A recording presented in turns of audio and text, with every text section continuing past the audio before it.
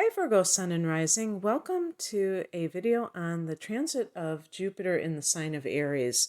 This is beginning on May 10th, 2022, and will continue through a portion of 2022 and into 2023. For Virgo, this is going to center in the 8th house. And Jupiter expands the territory which it inhabits, giving that sense of optimism, generosity to wherever it is. The 8th house is a water house. It is the house that is ruled by Scorpio. So it is a lot of internal work or exploration more than the outer world. How it can manifest in the outer world in a tangible kind of a way is through other people's money. So an example would be you get an inheritance during this transit. You get a business loan or some other type of money that you didn't personally earn. Maybe it is a gift. It could be a gift, I guess. And if you are coupled, your partner could get a raise, but it would be something that would probably be even more significant than a little extra money. So the thing that I think is going to be very interesting for Virgo is that this is new terrain for you. And I'm generalizing. Some of you probably are into metaphysics already. That's why you're into astrology. Actually, the 8th house can be astrology, the tarot, and those kinds of divinatory tools. But Virgo rules the 6th house and is more about concrete matters because it's an earth house. So your health, your work, how you order your time. And this area is talking about the secrets of the universe. So it's not necessarily things that we associate with practical living. However, I personally feel that it is very practical because when you put life into proper perspective, then you know whether what you're doing is really ultimately of value, to just keep it real, because sometimes people are doing things for the wrong reasons. And so the 8th house is the house of the shadow self. And it's beginning to dawn on me that the shadow self is really psychology, rebranded for the New Age community. The shadow self are those emotions, attitudes that we deem unacceptable. The 8th house is a house of trauma, by the way. So trauma generates emotions that we don't want to live in for obvious reasons, because they're not very pleasant. So we kind of try to forget about if something bad, really bad happens to us that shakes us up or actually really terrifies us or, traumatizes us. We try to get over it. And the fear, the anger, the shame, the guilt, we try to keep that at bay. And some people, and that actually serves a purpose. Repressed memories, suppressed, repressed memories are actually protecting the vessel from being overwhelmed emotionally with things that, the person can't process in that moment. The eighth house can be sex, but it can also be abuse of power. So it could be sexual abuse. And if you think about something like a rape, if somebody gets raped, they may quote unquote forget about it or suppress it, but it can show up in trust issues, issues surrounding sex, not being able to, not wanting, an aversion to sex, or just maybe even promiscuity in some cases, overly involved in sex. So all of these things that are like shadow elements can be helped along during a Jupiter transit, because you might find the perfect therapist, you might find the perfect healer. You may feel more optimistic in delving into your psyche, because sometimes, like I said, people don't want to deal with it. And I don't necessarily think that that's bad, as long as eventually they deal with it. Because if you have had something that was very traumatic and you don't deal with it and you just try to go on your merry way, eventually you'll probably experience some kind of breakdown or moment where you realize that you can't avoid that any longer. And so all of these things can lead to becoming a deeper person, because this is a deep area, the eighth house. And for Virgo, a lot of times, you're ruled by Mercury, so your mind is very active, your communication is very active, but sometimes we have to go within. Having the moon in Virgo myself, I totally get this idea about being very analytical, even with one's emotions and with other people's emotions. And this has its place. It's not like it's a bad thing overall, but it can get to the point where the person is over intellectualizing matters of the heart as well as spiritual things, because the moon can be one's intuition, and that's for me. But for someone like you, just having this placement means that you're forced to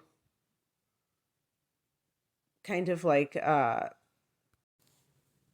be exposed to things that maybe you don't normally get into, because with the sun in Virgo especially, you might have interests that involve health or involve productivity. And even with spiritual matters, it might be things that seem like they have a practical purpose, and yet this delves into maybe uncharted territory, like, the kind of emotions that you hold, the kind of that don't serve you, actually. And the eighth house is taboos, things that are very unsavory sometimes. And Virgo is a sign of purity.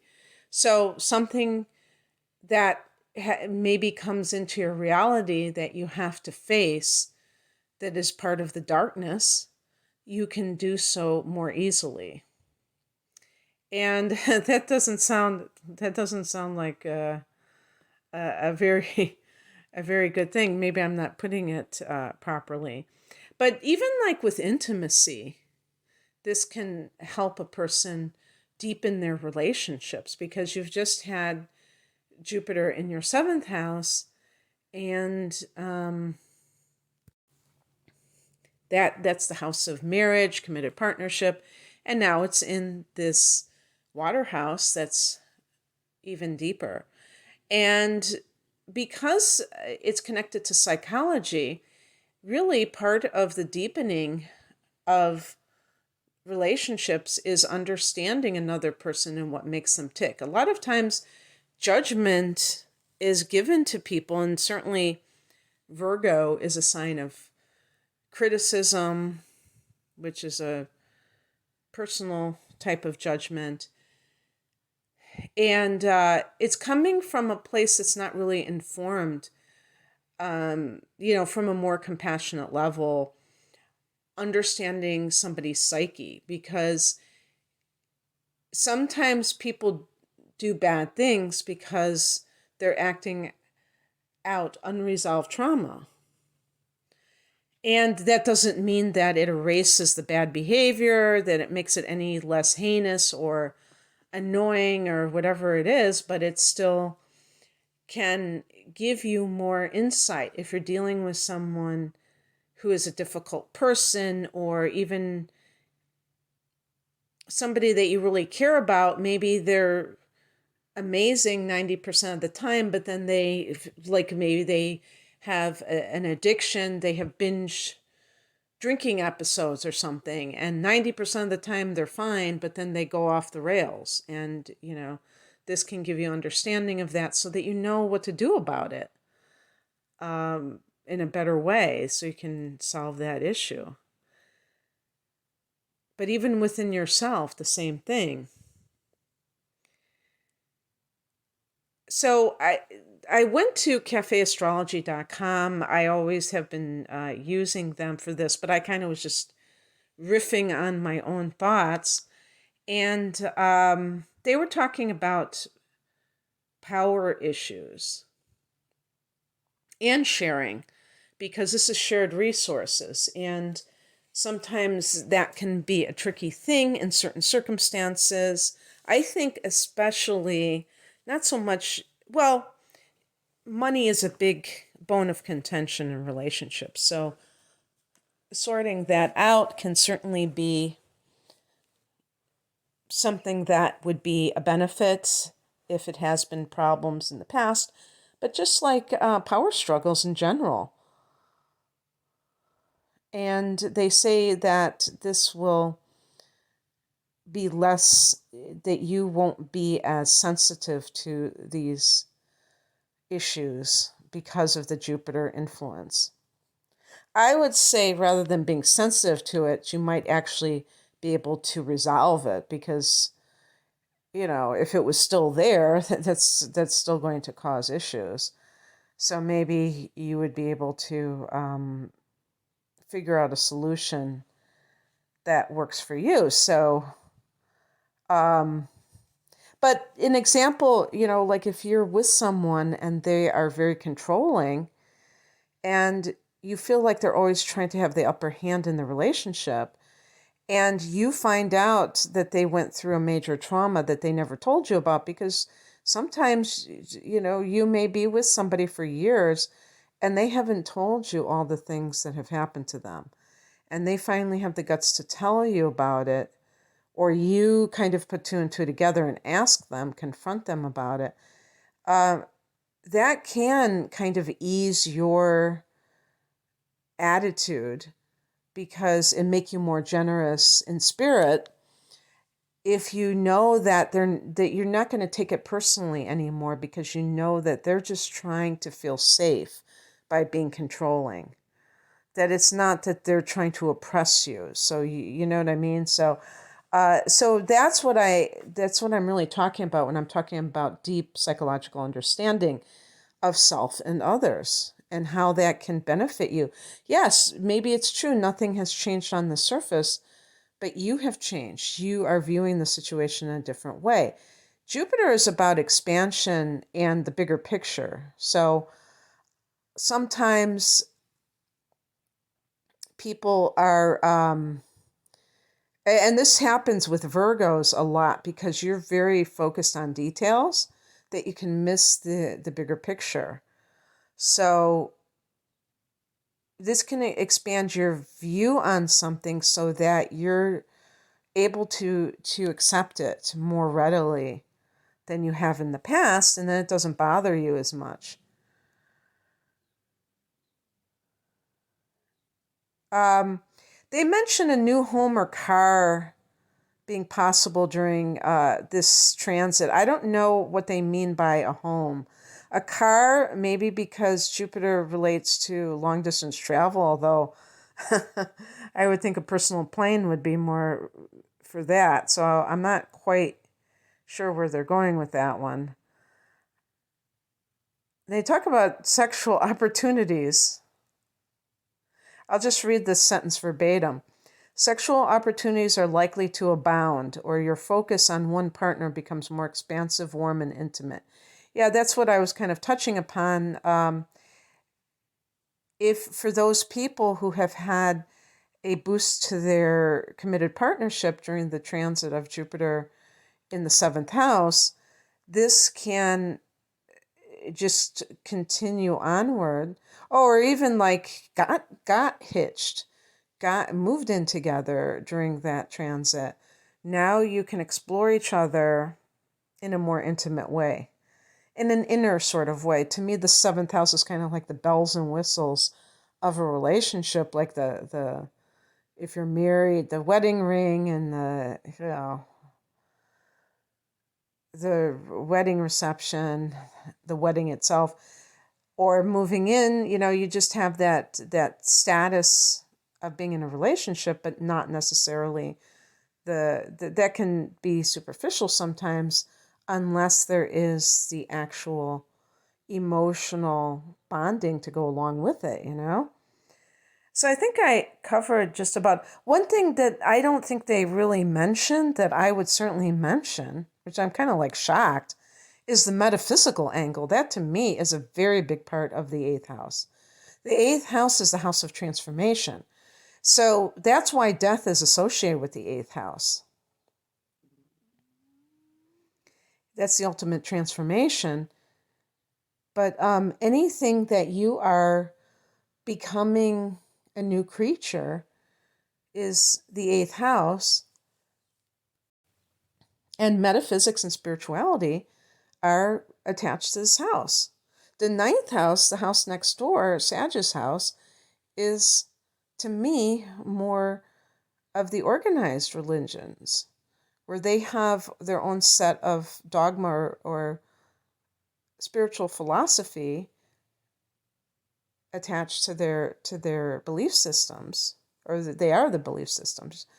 Attached to it. And it's more, concrete versus the open-ended spiritual exploration that a lot of people are seeming to gravitate towards these days. So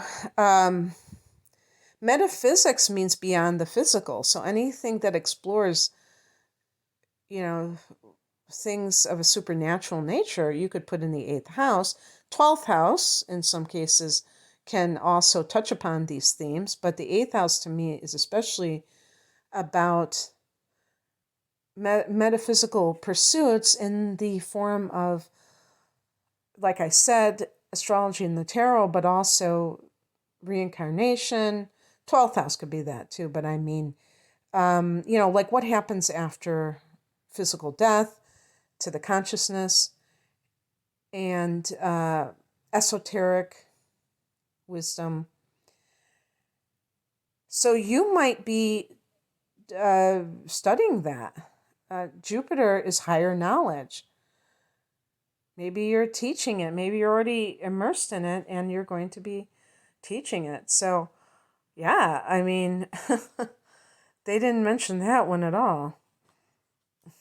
That's kind of funny.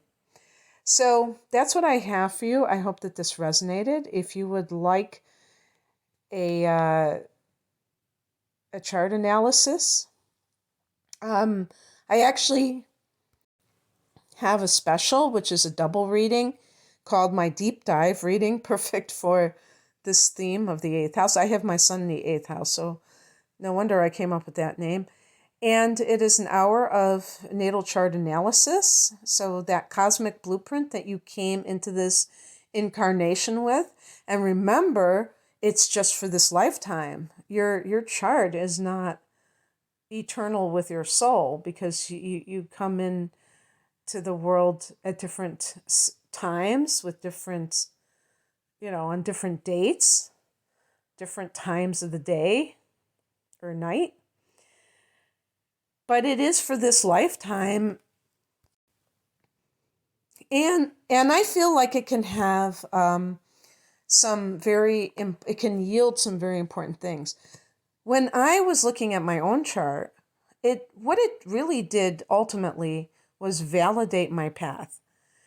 And especially a lot of people listening, you're not going to be cookie cutter individuals that listen to astrology. Sometimes I think astrology is just so all pervasive and everybody's into it, but if you look at even the biggest names on YouTube and the amount of hits they get, that is like a drop in the bucket compared to the 6 billion people on Earth. So the fact that you are into astrology to this degree, that you're listening or watching videos, means that you really are on that path. And you have that ability to appreciate the deeper things in life. And this can show you how you are kind of like, what's that term, wired, how you're wired. Because some of you may not be kind of mainstream people if you're interested in this kind of stuff. And so the world isn't going to necessarily support your dreams. And sometimes you can see this in a person's chart. And it can make you feel like, hey, I am here as myself for a reason. I don't have to change for anybody. I can improve myself, but I don't have to conform to somebody else's wishes on what I want to do for a living, how I want to, the kind of things I'm interested in. Yeah, it's very validating in that sense. But I'm not a cultist, so I'm not like somebody that like, oh my God, every little thing has to be attributed to astrology. I do believe we have free will, even with the astrological chart. And then the second hour is an hour of transits for the upcoming 12 months. So it's not tied to any specific time of the year. It can be the next 12 months. Looking at eclipses, looking at other important transits. Since I've been doing these and I've been bringing out the transits into 2023, I've really had my eye on March of 2023. I think it's going to be like this watershed magical moment. But not being a mundane astrologer who, focuses on the world events, I'm not really somebody who normally would even take notice of that. And so it'll be interesting to hear actual astrologers who specialize in mundane astrology and hear if they really focus on that month, because there's so much happening then. And it affects us as a collective when these things are so lining up in that way, so majorly. So that's at a special price. And if you like the tarot, then I have one that is a chart analysis or transits for an hour, and a full-length tarot reading. These are full-length readings that are packages that are combined for special prices, because I have these as standalone readings, and you can also get those if you just prefer the natal chart and you don't really care about transits, then you can just get that by itself. So everything is at the link below. Thank you for listening. Take care. Bye.